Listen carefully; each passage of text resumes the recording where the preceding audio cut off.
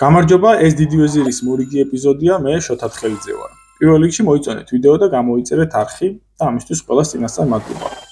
დღეს შევეხები ერთ-ერთ არამეინსტრიმულ საკითხს, რომელიც შეეხება ავღანეთსა და პაკისტანს შორის სასაზღვრო დაპირისპირებას, რომელიც გასულ თვეში სამხედრო კონფლიქტში გადაიზარდა და ორივე მხრიდან ჰქონდა მნიშვნელოვანი ადამიანური მსხვერპლი.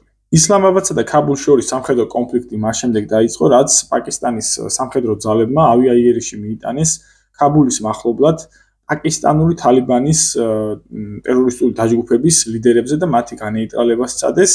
ეს მოვლენა არაპატია ოფიციალურმა ქაბულმა პაკისტანს და საპასუხოდ ავღანურმა ძალებმა პაკისტანის საზღვრის გასწვრივ იერიში მიიტანეს პაკისტანის სასაზღვრო სამხედრო ძალებზე, რასაც მოყვა მსხვერპლი.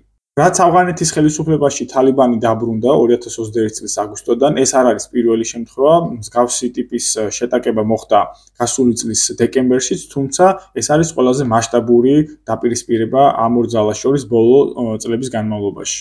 პაკისტანსა და ავღანეთს შორის სასაზღვრო კონფლიქტი შეიძლება უწოდოთ კონსერვირებული კონფლიქტი, რომელიც აქამდე დროში იყო გადადებული, გამომდინარე იქიდან, რომ ბოლო 10 წლებში ავღანეთის ოკუპაციას შეერთებული შტატები ეწეოდა და ავღანელების მთავარი პრიორიტეტი იყო დეოკუპაციის საკითხი და მას შემდეგ რაც ავღანეთის ხელისუფლებაში დაბრუნდა თალიბანი, ეს სასაზღვრო კონფლიქტი დაბრუნდა პოლიტიკურ დღისწესრიგში.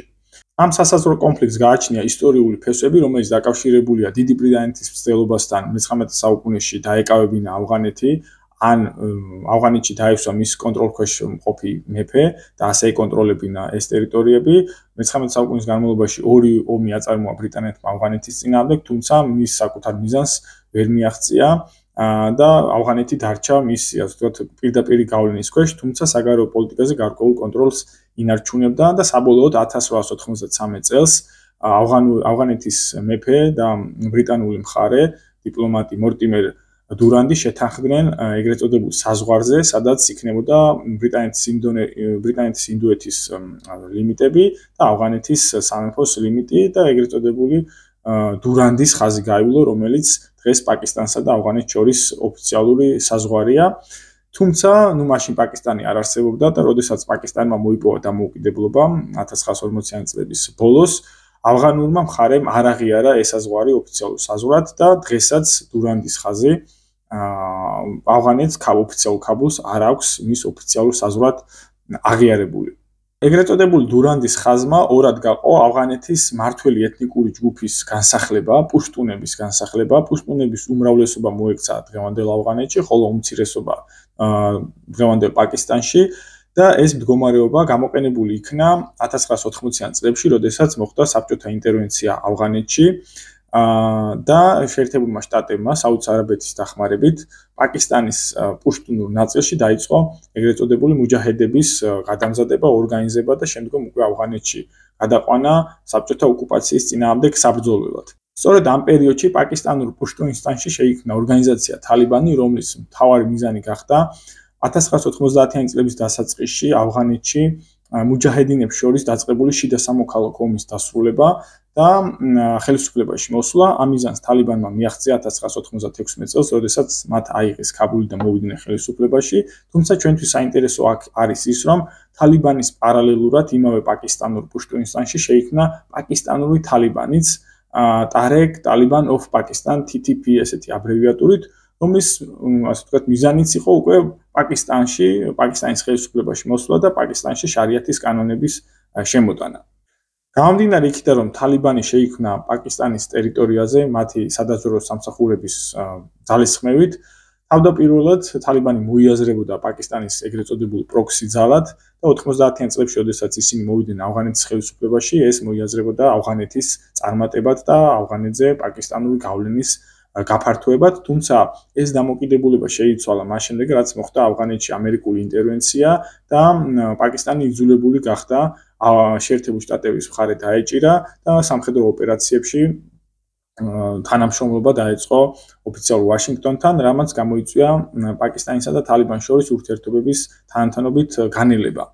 რაც შეეხება თავად პაკისტანურ თალიბანს, ამ დროის განმავლობაში 2000-იან 2010-იან წლებში პაკისტანური თალიბანი იბრძოდა ავღანურ თალიბანთან ერთად და მათ ესე ვთქვათ გარკვეულწილად კოალიცია ჰქონდა ჩეკრული და ამ პერიოდში აი პაკისტანურ თალიბანს შეიძლება ვთქვათ რომ არ ეცალა თავად პაკისტანისთვის გამომდინარე იქიდან რომ ეხმარებოდა ავღანეთში თალიბებს, თუმცა რამდენიმე ტერორისტული აქტის განხორციელება მათ 2010-იან წლებში მაინც მოახერხეს განსაკუთრებით თავარი სამიზნე იყო ქალაქი პეშავარი, რომელიც არის პაკისტანის პუშტუნისტანის ეგრეთ წოდებული დედაქალაქად შეიძლება მოვიაზროთ.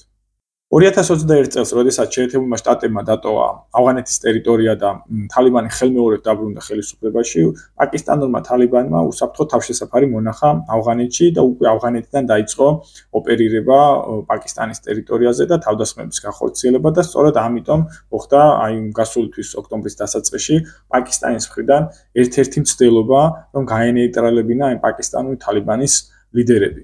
ისლამაბადსა და ქაბულს შორის დაპირისპირებამ ამ ეტაპზე გამოიწვია ის, რომ ქვეყნებს შორის შეწყდა ვაჭრობა და ორმა ქვეყანამ ჯამურად ამ ერთი თვის განმავლობაში დაახლოებით $100 მილიონ მეტი იზარალა, განსაკუთრებით ავღანეთმა, გამომდინარე იქიდან, რომ ავღანეთის მთავარი საერთაშორისო სავაჭრო პარტნიორია პაკისტანი. ასევე პაკისტანის ხელისუფლებამ ქვეყნის ტერიტორიაზე მყოფ ავღანელ იმიგრანტებს მოუწოდა, რომ დატოვონ პაკისტანის ტერიტორია. ისიც უნდა აღვნიშნოთ, რომ ბოლო 2 წელიწადში დაახლოებით მილიონამდე ავღანელი იმიგრანტის დეპორტაცია მოხდა პაკისტანის ტერიტორიიდან. ამ ეტაპისთვის ცეცხლის შეწყვეტის შეთანხმება გაფორმდა დოჰაში და მთავარი მოდერატორი ამ ეტაპზე იყო ყატარი, თუმცა სამშვიდობო მოლაპარაკებები გრძელდება თურქეთში და მთავარი მოდერატორი დღეს ამ ორ მხარეს შორის არის თურქეთი. ცეცხლის შეწყვეტის ეს შეთანხმება გარკვეულწილად მყიფეა და ნებისმიერ მომენტში შეიძლება დაირღვეს, გამომდინარე იქიდან, რომ ნებისმიერ მომენტში შეიძლება განახლდეს სასაზღვრო არეალში სამხედრო დაპირისპირება ორ მხარეს შორის, თუმცა სრულმასშტაბიანი კონფლიქტი ავღანეთსა და პაკისტანს შორის შეიძლება ითქვას, რომ გამორიცხულია გამომდინარე ამ ორ მხარეს შორის სამხედრო ძალის მკვეთრი ასიმეტრიისა, პაკისტანის სამხედრო შესაძლებლობები გაცილებით აღემატება ავღანეთისას, კონკრეტულად თალიბანისას.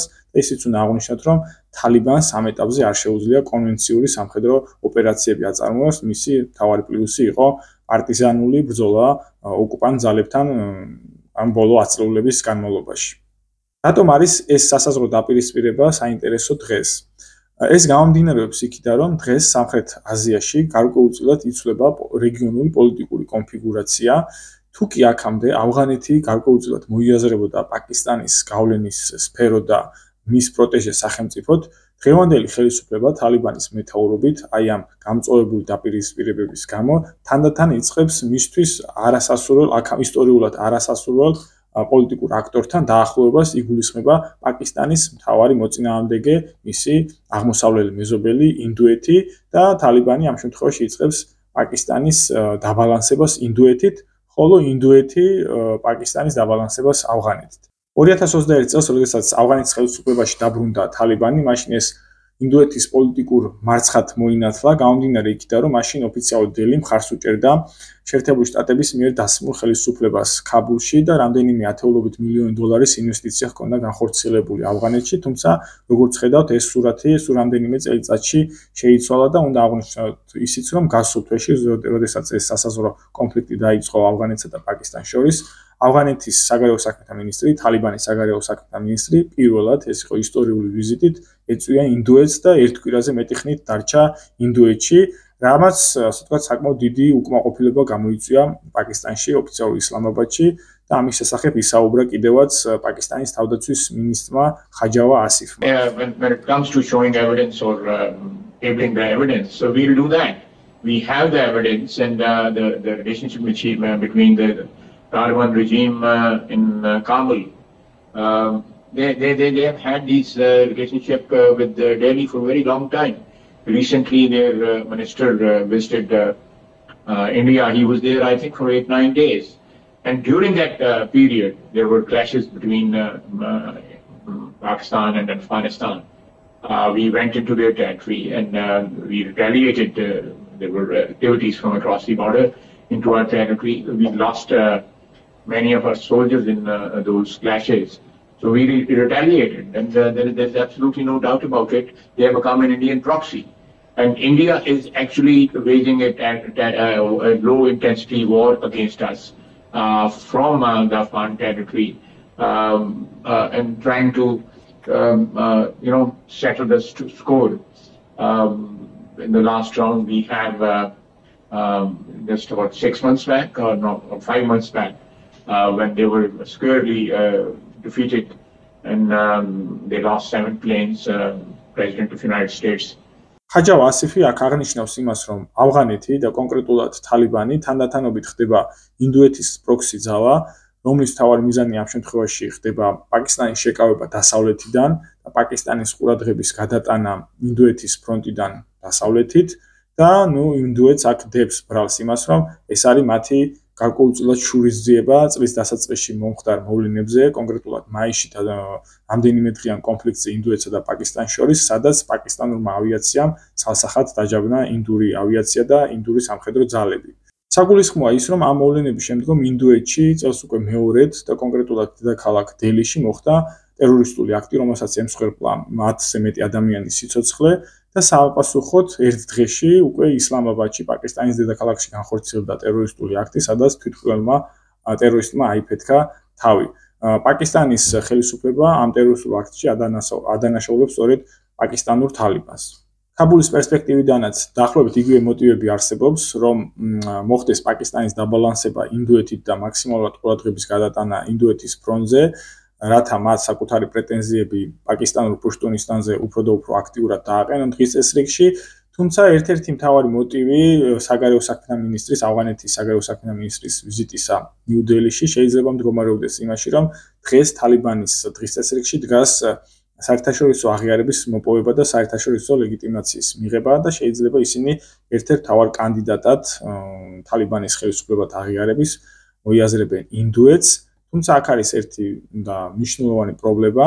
დღევანდელი ინდოეთის ხელისუფლება დგას ინდურ ნაციონალიზმზე, რომელიც ინდოეთში ეთნიკურ და რელიგიურ უმცირესობებს არ სწყალობს და მთავარი სამიზნე ჯგუფი რეპრესიები ამ შემთხვევაში არიან მუსლიმები და მუსლიმი ინდოელები, კერძოდ ქაშმირის რეგიონში და ზოგადად ისლამი დღევანდელი ინდური ხელისუფლებისთვის კატეგორიულად მიუღებელი მსოფლმხედველობაა და ძნელად წარმოსადგენია დღეს ნარენდრა მოდიმ თალიბანი როგორც შარიაძე დაფუძნებული სანახევროდ ჯიჰადისტური ტერორისტული ორგანიზაცია ერთ-ერთმა პირველმა აღიაროს საერთაშორისოდ ავღანეთის ლეგიტიმურ ხელისუფლებად.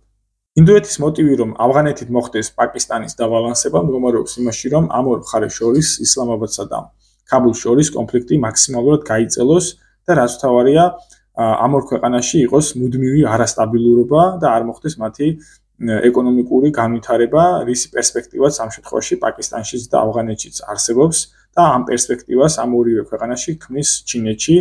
პაკისტანში უკვე არსებობს ჩინეთ-პაკისტანის ეკონომიკური დერეფნის ინფრასტრუქტურული, ასე ვთქვათ, მაგისტრალი, რომელიც სინძიანის რეგიონიდან შედის გილგიტ-ბალტისტანში, პაკისტანის ჩრდილოეთში და მთლიანად სიგრძეზე მიუყვება როგორც რუკაზე ჩანს პაკისტანს და ის ჩადის პორტ გვადარში, ერთ-ერთ ყველაზე დიდ პორტში, რომელსაც აკონტროლებენ ამ შემთხვევაში ჩინელები, თუმცა ამ პროექტში ჩინელები მოიაზრებენ ავღანეთის შეერთებასაც. ეს ამაში იგულისხმება ის, რომ ავღანეთის ტერიტორიაზე უნდა განხორციელებულიყო ტრანსავღანური მაგისტრალის მშენებლობა, რომელიც უზბეკეთიდან დაიწყებოდა, გადაკვეთდა ავღანეთს, ქალაქ მაზარი-შარიფს და ქაბულს გაივლიდა და პეშავარში შევიდოდა პაკისტანის ტერიტორიაზე. გარდა ტრანსავღანური სარკინიგზო მარშრუტისა, დღევანდელი ქაბულის ინტერესია, რომ უკვე თავად ავღანეთი რკინიგზით დაუკავშირდეს ჩინეთს და კონკრეტულად სინძიანის რეგიონს და ეს უნდა მოხერხდეს ეგრეთ წოდებული ვახანის დერეფნის გავლით. ვახანის კორიდორი ეს არის ვიწრო მთიანი ხეობა, რომლითაც ავღანეთი ესაზღვრება ჩინეთს.